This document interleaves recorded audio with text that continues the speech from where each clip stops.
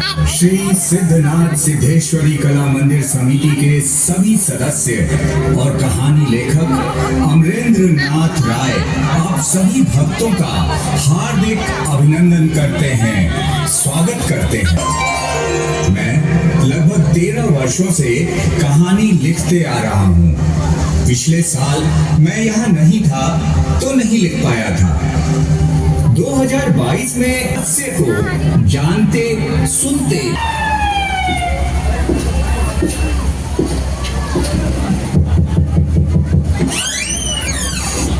तेरा बेटा कहाँ है श्रीधर? क्या बात है इंस्पेक्टर साहब? वो कौन सा ऐसा काम करता है जो इतना बड़ा दानी है? मैं कुछ समझा नहीं। श्रीधर, तुम सब जानते हो तुम्हारा बेटा क्या करता है। अगर नहीं जानते हो तो जान लो, बनारस ही नहीं अन्य कई शहरों में लगभग 20 से अधिक मंदिर बन रहे हैं। उन सारे मंदिरों के बनने का आधा खर्चा तुम्हारे बेटे ने दिया है।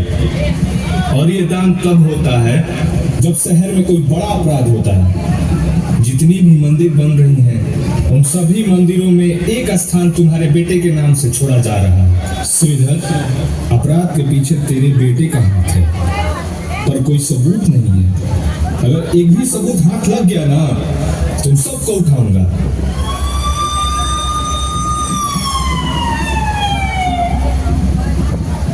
पिताजी, दरवाजा खोलिए। ये दरवाजा अब कभी तेरे लिए नहीं खुलेगा।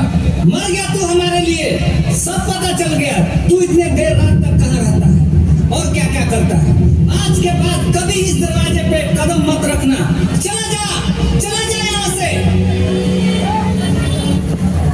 जय श्री राम। मैं हार गया प्रभु, मैं हार गया। अब मैं ये अपना शरीर मिटा रहा हूँ। जाने अनजाने में कोई गलती किया होगा तो मुझे माफ कर देना। और हाँ, मुझसे जुड़े मेरी फैमिली, मेरे दोस्त, मेरे दुश्मन, हर वो लोग, उन सबको हमेशा खुश रखना। जय श्री राम, जय श्री राम। नाथ, कौन? यमराज। तो यहाँ क्यों आए हैं? जब कर्मों के हिसाब से मरने वाले को या तो स्वर्ग भेज दिया जाता है या तो नरक। और जो अकाल मृत्यु मरे? मैं नहीं जानता। तुम मरना क्यों चाहते हो? बहुत कारण है, एक हो तो बताऊं। इस कलयुग में पता ही नहीं चल रहा है कौन अपना और कौन पराया है। जिसको माना उसी ने ही धोखा दिया। ये तो कलयुग का प्रसाद है, बारी बारी से सबको मिलेगा। मेरा जन्म एक मल्लाह के घर हुआ। कुछ लोग मेरा मजाक उड़ाते हैं। तो क्या तुम्हें बुरा लगता है? नहीं, बिल्कुल भी नहीं। लगना भी नहीं चाहिए। तुम्हें पता है निषाद राज कौन थे? नहीं जानता। प्रभु श्री राम के अच्छे मित्र थे। उन्हीं की जाति से हो तुम। निषाद, केवट, बिंद, मल्लाह सब एक ही जाति हैं। तुम्हें तो गर्व करना चाहिए। दुनिया में जितनी भी जातियां हैं उनमें अच्छाई बुराई दोनों है। सभी एक जैसे नहीं होते, सबकी सोच एक जैसी नहीं होती। ये बताओ, तुम्हारे साथ इतना गलत हुआ पर तुमने दूसरों का नुकसान ना चाह के खुद का नुकसान चाहा। पाप नहीं हो सकता मुझसे, नहीं तो मेरे प्रभु कभी मुझे माफ नहीं करेंगे। एक पाप किया इसलिए खुद को मारना चाहा। वैसे भी अब इस मतलबी दुनिया में मेरा है ही कौन। कम बोलता हूँ तो ज्ञानी कहलाता हूँ, ज्यादा बोलता हूँ तो विद्वान। लोगों से उतना मिलता नहीं तो मतलबी, शांत रहता हूँ तो कमजोर। पता नहीं क्या क्या सोचते हैं लोग, पर आज तक किसी ने ये नहीं पूछा होगा कि तुम सोचते क्या हो, चाहते क्या हो, आखिर तुम क्यों गलत रास्ते पर चलने लगे। चलो मैं पूछ रहा हूँ, मुझे बताओ। मुझे हर रोज एक ही सपना आता है। हमेशा यही देखता हूँ कि बहुत सारी लड़कियाँ चीखती चिल्लाती हैं, उन्हें जिंदा जलाया जाता है। ऐसा लगता है कोई मुझसे मदद मांग रहा है, मुझे पुकार रहा है। हमारे भारत देश में 2019 से 2021 के बीच लगभग 13 लाख लड़कियां गायब हो गई, जिनमें से कुछ को ढूंढ लिया गया, बाकियों का आज तक पता नहीं चला। आज भी हर रोज लड़कियां गायब हो रही हैं। उनके साथ कहीं ना कहीं गलत हो रहा है। आगे उनके साथ बहुत बुरा होने वाला है। कहा जाता है अगर एक ही सपना बार बार आए तो वो सच होता है। सबने साथ छोड़ा मेरा, इसलिए मैं गलत रास्ता अपनाया। पैसे रहेंगे तो दुनिया के किसी भी कोने में वो जगह होगा, मैं उन्हें ढूंढकर उन सबको बचा लूंगा। शायद यही मेरे इस जन्म का कर्तव्य है। नाथ, तुम सपना अधूरा देख रहे थे। यदि पूरा देख लेते तो कभी उन्हें बचाने की सोचते ही नहीं। एक समय आएगा। रुको, वहीं रुक जाओ। कौन हो तुम लोग? बाबा, हम यही पास के गांव से आ रहे हैं। अब लग रहा है दुनिया में कोई भी ऐसी जगह नहीं है जहां हमारी बेटियां सुरक्षित रह सके। अब धरती भी सूख रही है, हवा भी प्रदूषित हो रही है, पाप बढ़ते ही जा रहा है। कलयुग में जो होना लिखा हुआ था वह होना शुरू हो गया है। हमें पता चला है कि यहाँ एक पंडित रहते हैं जिनमें कोई दैविक शक्ति है, चमत्कार है। बाबा, दुनिया बर्बाद हो रही है, लेकिन इस संबल भूमि पर सब सामान्य है। हम पंडित जी से मिल के कहेंगे कि वे हमारी इन दोनों बेटियों को इस जगह का ज्ञान दें और संबल भूमि का सदस्य बनाएं। कन्या, यहाँ सब सामान्य इसलिए है कि इस भूमि पर रहने वाले सभी व्यक्ति यहाँ के बनाए गए नियमों का पालन करते हैं। यहाँ कोई जाति, कोई दूसरा धर्म नहीं। यहाँ की सभी लड़कियों का पूरा शरीर पूरे वस्त्र से ढका रहता है और मर्यादा में रहती है। यहाँ सभी लोग हर दिन प्रभु श्री राम के भजन कीर्तन करते रहते हैं। हम सब बहुत सारे नियमों का पालन करने के बाद इस भूमि को पवित्र रखें। क्यों? क्योंकि आने वाले समय में हमारे प्रभु कल्कि का जन्म होने वाला है। अगर तुम लोगों को पंडित जी से मिलना है तो तुम्हें यहाँ कुछ नियमों का पालन करना होगा। बोलो जय श्री राम। बोलो जय श्री राम। अच्छा, अभी आता हूँ। ये लो भगवा वस्त्र और डाल लो अपने ऊपर।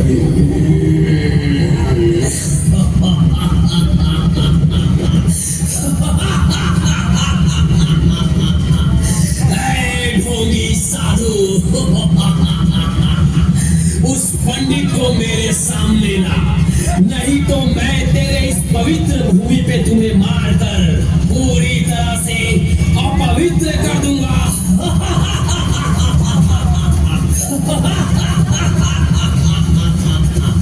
जा और उस पंडित को लेकर आ।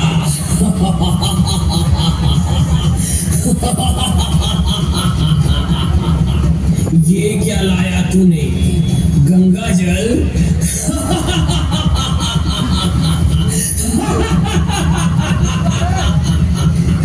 दुनिया में कहीं भी गंगा पवित्र नहीं है, तो तुम्हारे घर में रखा गंगा जल पवित्र कैसे होगा?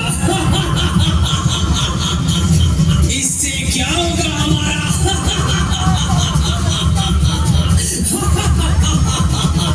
हे गंगा मैया, इस पावन भूमि पर हमने अभी तक आपको संभाल के रखा है। अगर आप पवित्र हैं तो हमें अपनी पवित्रता का प्रमाण दीजिए। जय गंगा मैया, जय गंगा मैया।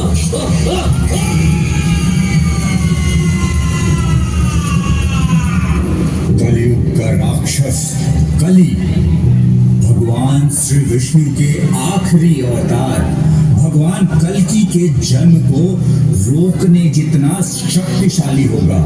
भगवान कल्कि उत्तर प्रदेश के संभल भूमि पर एक ब्राह्मण के घर जन्म लेंगे।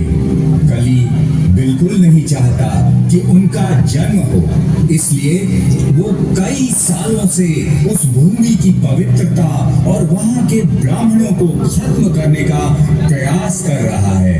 पर ये सपना मुझे ही क्यों आया? क्योंकि तुम जो देख रहे हो उसका संबंध तुम्हारे अगले जन्म से है। इस जन्म के कर्मों के कारण ही तुम्हारा अगला जन्म धर्म गुरु के घर होगा, और धर्म गुरु वो हैं जो संभल भूमि की रक्षा का दायित्व निभाएंगे तथा युद्ध में भगवान कल्कि के सारथी होंगे। मैंने पढ़ा है कली अमर है, तो उसका अंत कैसे होगा? और ये भी पढ़ा है कि कलयुग के अंत में जो युद्ध होगा वो महाभारत से भी भयानक होगा, और वो युद्ध संभल भूमि पर ही होगा। तो क्या वहाँ के लोग उन राक्षसों का सामना कर पाएंगे? उन सारे राक्षसों के लिए मैं अकेला ही काफी हूँ। आप हाँ, मैं कहाँ चले गए? कहाँ गए आप? यही तो हूँ तुम्हारे सामने।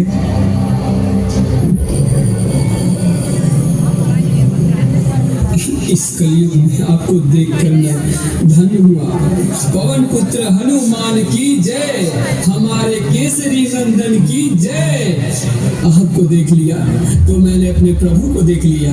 जैसे एक भक्त भगवान के बिना अधूरा रहता है, वैसे ही भगवान भी भक्त के बिना अधूरे होते हैं। जो मेरे प्रभु का भक्त, वो हमारा भक्त। जय श्री राम।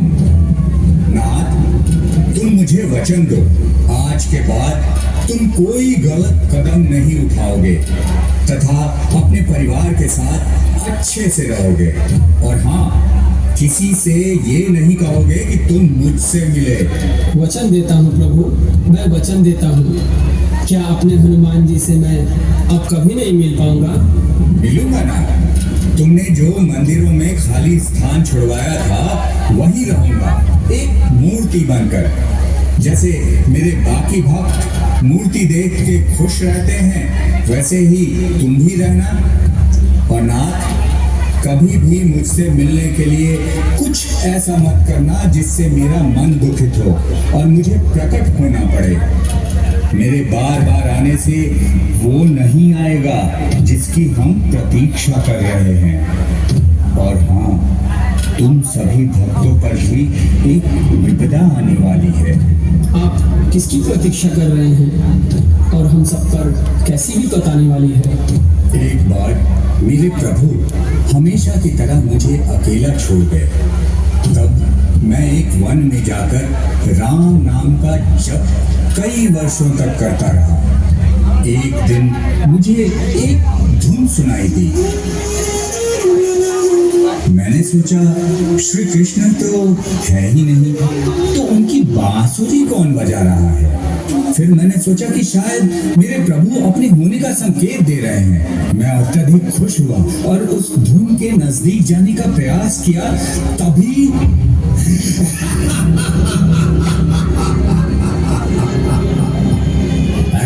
देवता, क्या तुम ये सोच रहे हो कि अमृत ना मिलने के कारण तुम्हारे आने वाले समय में मृत्यु हो जाएगी, या ये देखकर स्तब्ध हो कि ये सुदर्शन चक्र मेरे पास कैसे आया?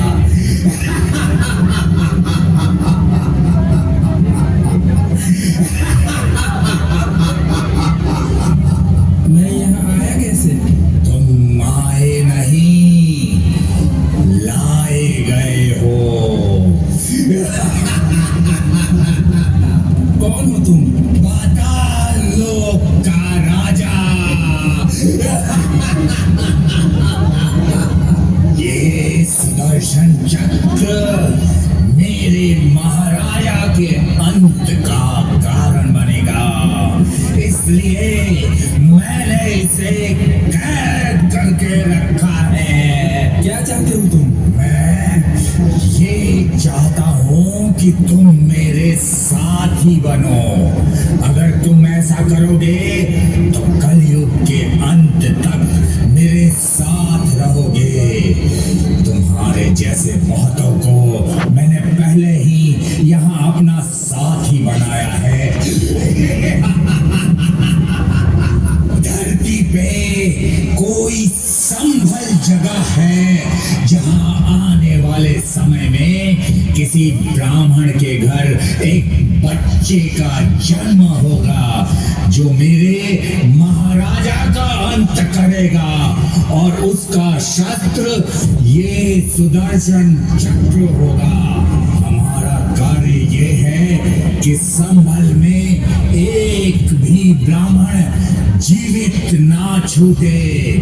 और तुम सभी का कार्य ये होगा कि ये सुदर्शन चक्र किसी भी देवता के हाथ ना लगे।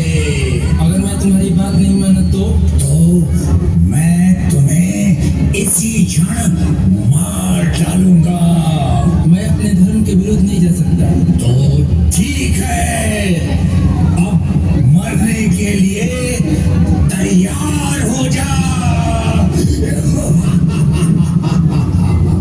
जय श्री राम, जय जय श्री राम। अब तक मैंने ना जाने कितने ही राक्षसों का अंत अपनी इस गदा से किया है। मेरे प्रकट होने से तुम्हारे भयभीत होने के लक्षण दिख रहे हैं। क्षमा मांग के भगवाधारी बन जा, उसी में तेरी भलाई है। हनुमान, अगर तुझे तेरी शक्ति पर इतना घमंड है तो लगा ले अपनी पूरी ताकत और आजमा ले मेरे ऊपर।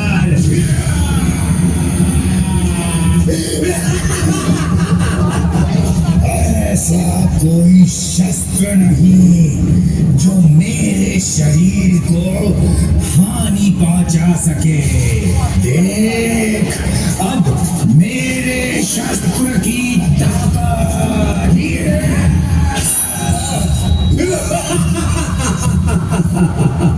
इसके हाथों में ऐसा कौन सा शस्त्र है जो मुझे चोट पहुंचा रहा है और जिसे मैं पहचान नहीं पा रहा। ऐसे शस्त्र तो मैंने सिर्फ माँ जगदम्बा के ही हाथों में देखा है।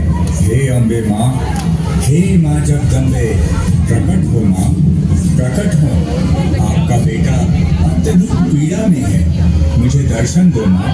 प्रकट हो माँ।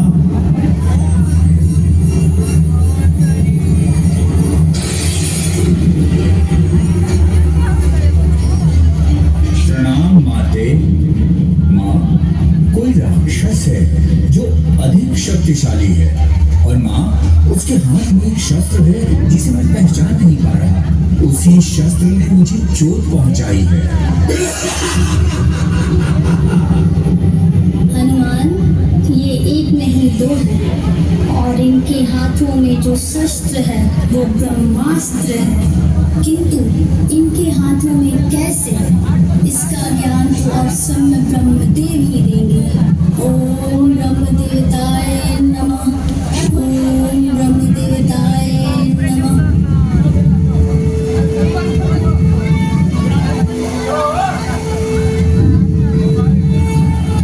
प्रणाम प्रभु। तथास्तु देवी। प्रभु, हनुमान के लगातार प्रहार करने के बाद भी इन दोनों पे कोई असर नहीं कर रहा। कौन है ये दोनों राक्षस? देवी, एक समय जब मैं अपने शरीर से सभी नकारात्मक ऊर्जा बाहर निकाल रहा था, तब मेरे पीठ से जन्मे ये कोका और विकोका है जो कलयुग के युद्ध में कली की तरफ से लड़ेंगे। इन्होंने मुझसे वरदान पाया है, जब भी इन्हें कोई मारे तो एक साथ और मृत्यु के समय अगर ये एक दूसरे को देख लें तो फिर से जीवित हो जाएंगे। मैं एक शस्त्र भेंट कर रहा हूँ, इसके प्रहार से धरती के सभी नकारात्मक ऊर्जा समाप्त हो जाएंगी, किंतु सिवाय एक के, और वो है कली, क्योंकि वो अमर है। जब उसे ये एहसास होगा कि उसके कोका और विकोका पर किसी ने वार किया तो वो देवलोक और धरती लोक पर हाहाकार मचा देगा।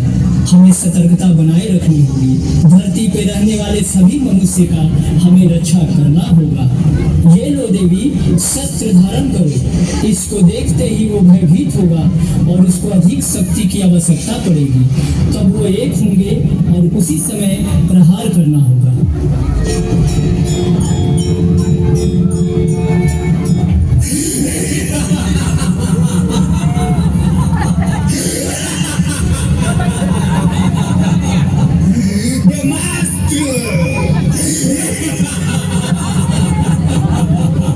ब्रह्मा, तेरे छर की वजह से हमारी मृत्यु होगी, ऐसा तुम्हें लगता है?